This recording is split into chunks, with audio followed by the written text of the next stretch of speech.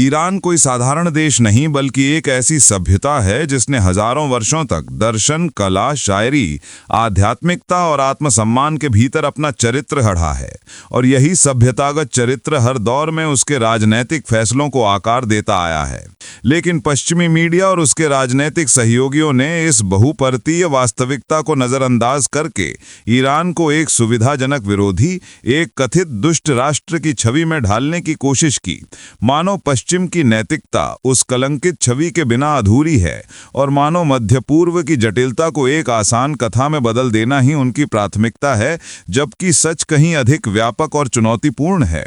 Iran ने अंतर्राष्ट्रीय परमाणु ऊर्जा एजेंसी के साथ ज्यादातर मामलों में पारदर्शिता दिखाई, लेकिन उसकी यह पारदर्शिता किसी समर्पण का परिणाम नहीं थी बल्कि आत्मसम्मान का, क्योंकि ईरान की विदेश नीति का आधार हमेशा प्रतिरोध की राजनीति रही है, जहां दबाव के सामने झुकना उसकी संस्कृति का हिस्सा नहीं। यही कारण है कि हिजबुल्लाह और हमास जैसे समूहों के साथ उसका संबंध किसी भी सांप्रदायिक एजेंडे का विस्तार नहीं बल्कि उस क्षेत्रीय असमानता की प्रतिक्रिया है जिसमें फिलिस्तीन दशकों से दमन और विस्थापन का सामना कर रहा है, और जहां इजरायल द्वारा शरणार्थी शिविरों और अस्पतालों पर होने वाले हमलों को कई बार आत्मरक्षा का नाम देकर सही ठहराने की कोशिश की गई, वहीं ईरान की फिलिस्तीन के साथ एकजुटता उसे एक नैतिक विकल्प के रूप में दिखाई देती है, न कि किसी आक्रामक विस्तारवाद के रूप में। पश्चिमी मीडिया अक्सर ईरान को एक रहस्यमय, गुप्त और कठोर देश की छवि में दिखाता है, लेकिन सच इससे अलग है,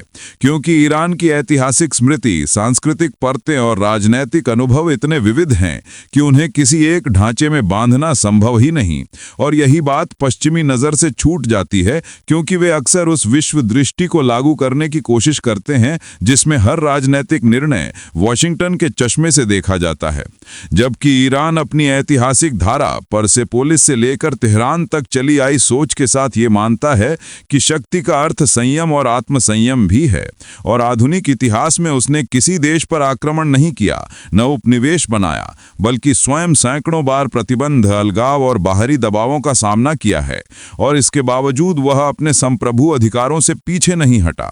क्षेत्रीय संतुलन की बात की जाए तो इजरायल के पास एक घोषित विहीन परमाणु भंडार माना जाता है। वह परमाणु अप्रसार संधि का हिस्सा नहीं, और उस पर अंतर्राष्ट्रीय निगरानी भी उतनी कठोर नहीं जितनी अन्य देशों पर होती है। तो ऐसे में जब ईरान सुरक्षा की बात करता है या संभावित प्रतिरोध क्षमता की चर्चा उठती है, तो उसे एक अलग पैमाने से क्यों परखा जाता है? ये सवाल भी वैश्विक राजनीति में उठता है। पश्चिमी देश मानवाधिकार की बात करते हैं, लेकिन सबसे बड़े हथियार सौदे भी वही करते हैं, और ये हथियार अक्सर उन क्षेत्रों में जाते हैं जहां संघर्ष पहले से गहरा है, जैसे इजरायल या सऊदी अरब, जहां गाजा की नाकाबंदी और युद्ध की स्थितियों में बच्चों, आम नागरिकों और मानवीय ढांचों को भारी संकट का सामना करना पड़ता है। इन सब के बीच पश्चिम की नैतिकता का चयनात्मक रुख साफ दिखाई देता है, जहां फिलिस्तीन की मानवीय त्रासदी को अक्सर अनदेखा कर दिया जाता है, लेकिन उसी वक्त अन्य क्षेत्रों में होने वाले संकटों पर अंतर्राष्ट्रीय मंचों पर जोरदार प्रतिक्रिया दी जाती है।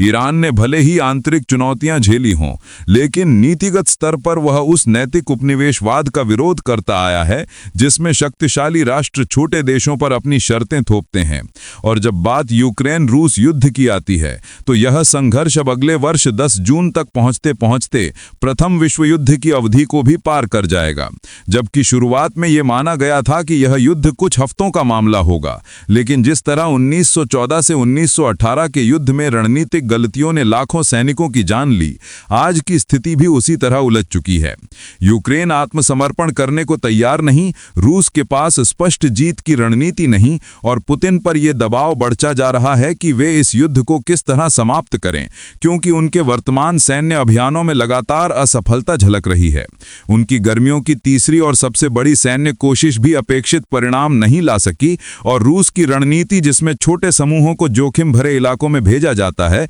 वह जमीनी बढ़त को स्थायी सफलता में बदलने में विफल रही है।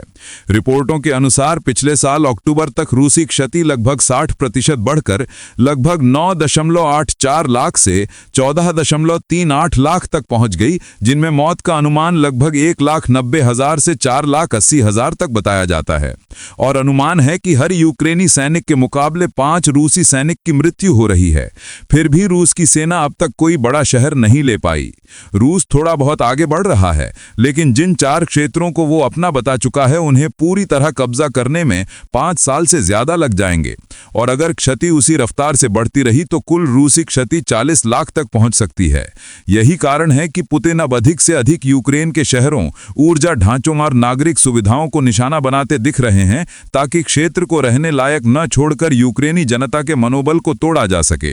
रूस की ओर से आने वाले संदेशों में सर्दी की कठोरता का डर भी उपयोग किया जा रहा है, लेकिन यूक्रेन के लोग पहले से जानते हैं कि यह युद्ध उनके शहरों और परिवारों पर कितना भारी पड़ा है, इसलिए वे इस मनोवैज्ञानिक दबाव में झुकने वाले नहीं। दूसरी तरफ रूसी समाज में यूक्रेनी हमले धीरे धीरे जनमत को बदल सकते हैं, क्योंकि भले ही 70% रूस इस युद्ध का समर्थन करते दिखते हों, उनमें से केवल 20% ही इसके सख्त समर्थक हैं। बाकी लोग सिर्फ असुविधाजनक सच से मुंह मोड़कर जीने की कोशिश कर रहे हैं। लेकिन जैसे जैसे अर्थव्यवस्था कमजोर होगी, बजट घटेगा और यूक्रेन रूस के भीतर ऊर्जा ढांचों पर हमले बढ़ाएगा, लोगों को वास्तविकता का सामना करना पड़ेगा। पुतिन को उम्मीद थी कि डोनाल्ड ट्रंप उनके पक्ष में पड़ने वाले पलड़े को मजबूत करेंगे, और अगर खुफिया सहायता और वायु रक्षा समर्थन रोक दिया गया तो यूक्रेन को एक असुविधाजनक समझौते की ओर धकेला जा सकता था। 2025 की शुरुआत में यह कोशिश कुछ समय के लिए की भी गई, लेकिन अब हालात अलग हैं।